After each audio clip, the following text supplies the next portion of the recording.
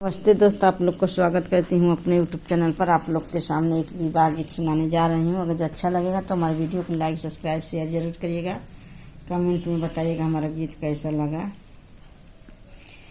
बरहे बरिसवा का बेटी कवन दे रे, बरहे बरिसवा का बेटी कवन दे रे, भैली मोहरवा के ठाड़ा रे लालनवा।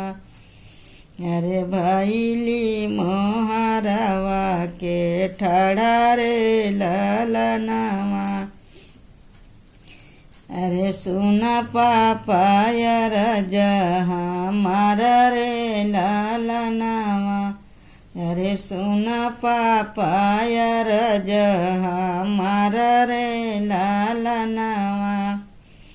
भैया के दिया पापा चारे चौपैया। अरे भैया के दिया पापा चार चौपैया। अरे हमा का दिया बनावा सरे लालनवा। अरे हमा का दिया बनावा सरे लालनवा। अरे हम पापा हो बन के कोइलिया। अरे हम पापा हो बन के कोइलिया। अरे जहाँ उड़ै बउड़ी जाइब रे लालनवा। अरे जहाँ उड़ै बउड़ी जाइब रे लालनवा। भैया के देह बेटी चारी चौपैया। अरे भैया का देह बेटी चार चौपैया। अरे तुआ का सजनवा के साथ रे लालनवा।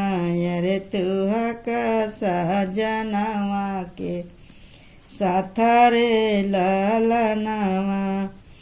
बरहे बरिसवा का बेटी कवन दे। अरे भाई बरहे बरिसवा का बेटी कवन दे।